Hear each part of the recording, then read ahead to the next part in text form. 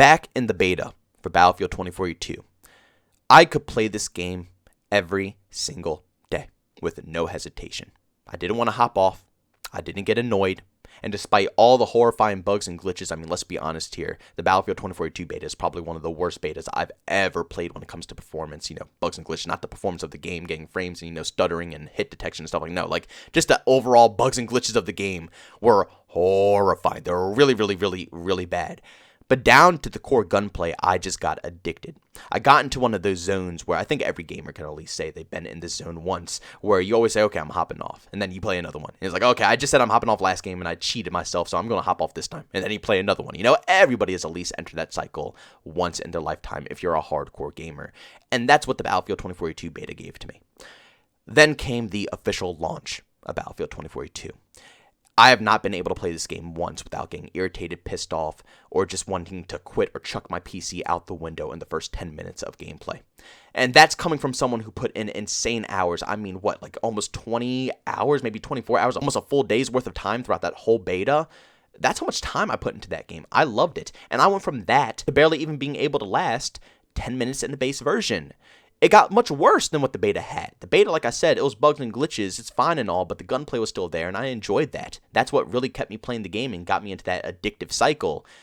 But when the game released, like I said, everything died. I don't know how this game took a 180 degrees turn, but it did. The hit detection started flopping. The weapons didn't have any connection. The bloom was god-awful. The optimization is disgusting. The bugs and glitches got 10 times worse going from the beta over to the official release. Everything that could have possibly went wrong has gone wrong. And, that's kind of backwards because usually from the beta to the official release, it gets a little bit better. No, it got 10 times worse. And honestly, it left a horrible, disgusting taste in my mouth. Now, yesterday, I made a video discussing update number 3. I got a lot of backlash in that video. Tons of people talking a bunch of smack, saying, I'm stupid and stuff like that, and I don't know what I'm talking about. First of all, I didn't play the update before making that video. I made that very specifically clear in the very beginning of that video that I didn't play the update yet. This is just my opinion on how DICE is handling the situation. And I think everybody here can honestly say, very respectfully, that DICE is doing a pretty darn good job with, the after launch of this game. You can talk as much shit as you want, we can all respect that the game released horribly, but at the end of the day, they just put 150 plus fixes, and they're still working their asses off on more fixes that are going to be coming in the middle of December, I believe, or early December, with another update. They're grinding these updates out. They're going overtime, especially during the holiday season. We just got done Thanksgiving, and we're going into Christmas, and they are going crazy, which they should be doing, because a game should never release in a completely broken mess. That's disgusting, and that's basically stealing our money. But you have to respect the grind they're putting forth. EA forced the game out early. They didn't give DICE the time they needed. So obviously, DICE is stressing. I mean, all of us would be stressing. If our bosses came to us and told us that the due date for one of our projects that we had to finish is now a week early from what we intended, we all stress. Even if you're in school, if you're doing homework for something that's a week, later, and then your teacher says, oh, no, we had to push this up like 3 days, you're going to be stressing because you prepped for this thing to be released at a certain date, but they're pushing it early for you to have to finish it. That's the problem when it comes to DICE and EA right now. EA forced this game out, and DICE didn't have a chance to polish it off the way they wanted to. So to see how they're handling all these situations, it's pretty impressive. But I want to talk to you guys about this Update 3. It's really good.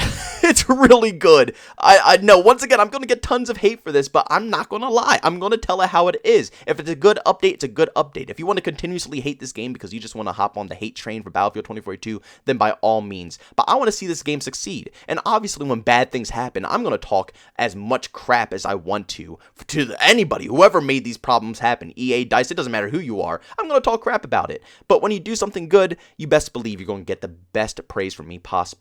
And I gotta say, DICE definitely deserves some praise when it comes to this game. Now, the optimization is still rough. I'm just gonna start it off with that because I know that's what everybody's coming to for this video in the first place. I know pretty much from my polls personally and everybody's watching my content, I think everybody's split 50-50 between the performance of the game, the optimization of the game being bad, and then the gunplay being bad. So if you're one of the optimization people and you're worried about performance, it did get a little bit better. It is working a little nicer, but it's still hard to run 128 players. It is a pain in the ass. Like I said, I got a 3090 in my PC. I have a beefy boy. I have all decked out parts. I spent a fortune on this thing to make sure it's able to run these type of games, and it just simply cannot. In the first couple of games it can, but then after 4, 5, 6 games, the performance gets worse and worse and worse. And that shouldn't happen. I shouldn't have to restart my game every once in a while to make it work normally. No, I should be able to hop on, play as much as I want, and the game never has any issues. That's how it should be. But it didn't really improve too many things. There's still issues and problems when it comes to the game with the performance end. But the good thing is they added in Rush with this update. So for those who don't know, Rush is one of the OG game modes from the Battlefield community. One of the best game modes in my personal opinion. I used to be obsessed with Rush, and it fixed every performance issue I've had with this game. You're actually watching Rush right here. This game mode is phenomenal. It fits the game perfectly. And for everybody who's saying the maps are way too large, they're way too big, which I completely agree with. It's all vehicle gameplay. Rush is the game mode to go to. There's next to no vehicles in this game mode. All the OBJs are condensed into, very small areas, so infantry gameplay is fantastic instead of having to run across big open fields. And on top of that, the performance is outstanding. This fixes all of my issues. Now you might say, why not just play Breakthrough? Because Breakthrough is 128 players.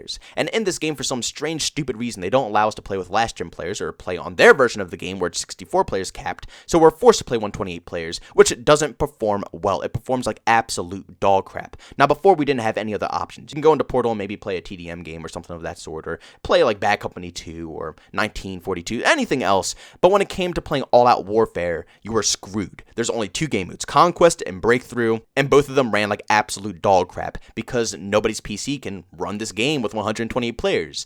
But with a 16 vs 16 Rush game mode, like I said, the performance is outstanding. I went from getting like 40, 50, 60 frames now to 90, 100, 120, 130, and it feels so smooth without lacking the excitement factor of a Battlefield game. There's still vehicles scattered around. There's still all-out warfare going on. It's a lot of action, it's a lot of explosions, a lot of crap going down in the game of Rush, but it minimizes the problems that we have on a game-to-game basis. So everybody who's having a problem with optimization, rubber banding, glitches, problems, go into Portal and find the Battlefield 2042 Rush server. It is the best thing you'll possibly play for this game, and for me personally, it's the only thing I'm going to play. I think, well, obviously I have past clips recorded and, stashed away in the vault, so I will have other gameplay footage to show you guys, but probably once all that gameplay runs out, or as long as I'm continuously playing this game, from now on, you're probably only going to see Rush, because like I said, it's the only thing my PC can run, which is weird to say, because again, it's a Beastie Boy PC, but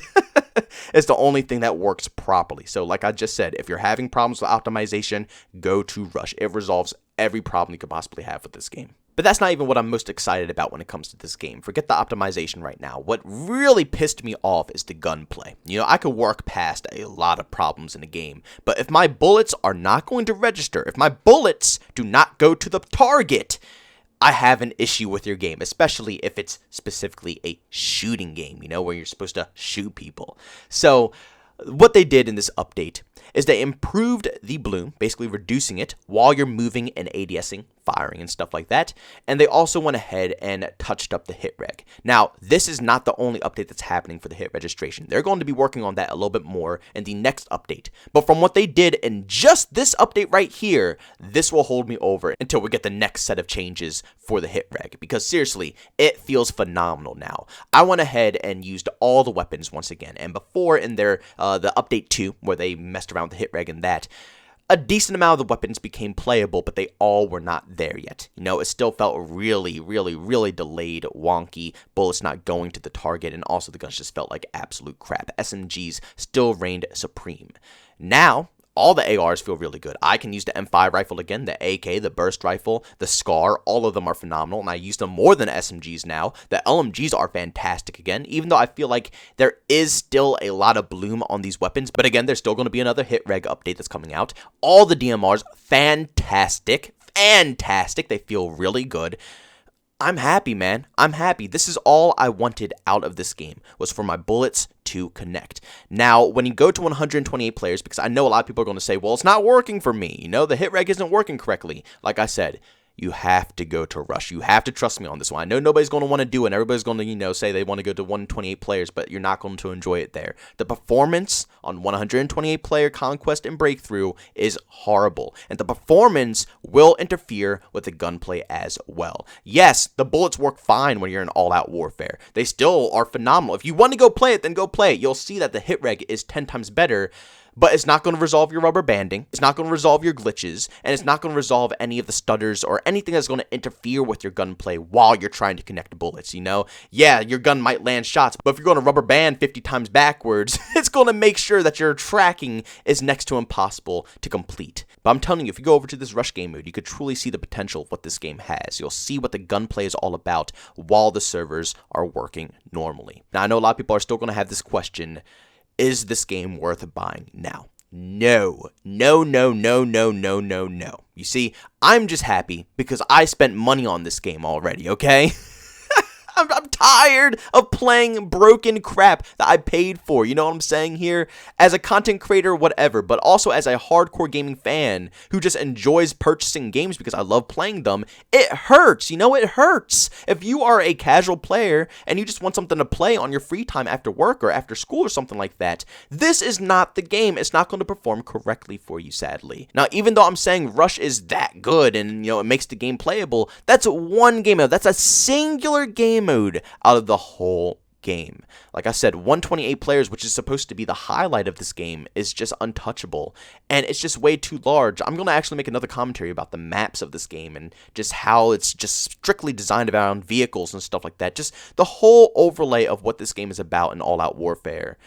It's just kind of nasty, and it's not good if you're an infantry player, and I'm a hardcore infantry player. In every Battlefield game that I've played, maybe like 10% of the time, maybe you'll see me in a tank or a jet or a helicopter or something like that. And Battlefield 2042, it's split 50-50. Actually, it's probably like, I don't know, 70-30. Like 70% of the time I'm in vehicles and 30% of the time I'm on infantry on ground. That's insane coming from a guy, like I just said, that never uses vehicles. This game 110% still has a long ways to go. But if you already purchased this title, it's definitely worth going back and checking it out. I know a lot of people uninstalled the game or just stopped playing the game because of how crappy it is. I mean, hasn't it already been said that the player count has already dropped by 50% on Steam Start? Like, the game is getting absolutely destroyed right now because people aren't stupid. I keep saying this. People are not stupid. They see when crap is broken, and this game is broken, so they're not going to play it. Why should they play that and subject themselves to that torture when they can go play something else? But if you're one of those people that uninstalled or just stopped playing because of this, I think it's worth giving it another try again. I really, really, really, really, really do. I played 5 hours, and I've not gotten angry once at this game. Truly. You can see medics now when you're down, and it's also much more visible when you're trying to heal people. The vehicle weapons are tuned down by a lot. They're not overpowered at all anymore. I barely died by vehicles anymore, actually, in this update. They're still there, though. You'll still get killed by them if you're playing stupid and you're running out in the open, and there's thousands of them just roaming around.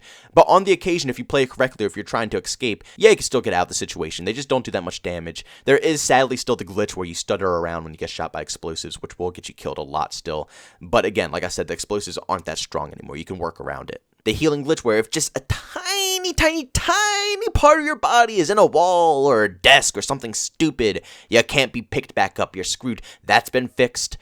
Basically everything that has pissed me off when I was playing this game, you know, when I was rubber banding, when my bullets weren't registering and I was losing gunfights that I couldn't control, when I couldn't get picked up and revived, when I was dying to vehicles 24/7, everything that has been pissing me off on a daily basis while trying to grind this game for content, for once, I didn't get pissed off. For once in the first 2 minutes of me going into a lobby, I wasn't furious.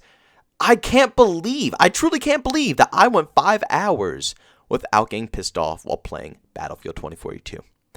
With that being said right there, I think if you already have this game purchased, give it another shot. Rush is fantastic. The gunplay feels extremely solid now, and it's only going to get better with the next upcoming update that I think is coming in, another week or two, which is very soon. They've fixed 150 bugs, and yes, there are some new bugs and glitches that have happened, especially the mouse glitch, where basically all you have to do is you have to go into your mouse configurations and reset everything, and it should fix itself or just die. It happened to me before, and all I had to do was just die and respawn, and it fixed itself. There's ways around it that you can find. But despite there being some new bugs and new glitches, there was definitely less bugs and glitches overall in the experience. Not worth buying. Don't buy this game with your hard-earned money yet, because the whole game isn't playable at all.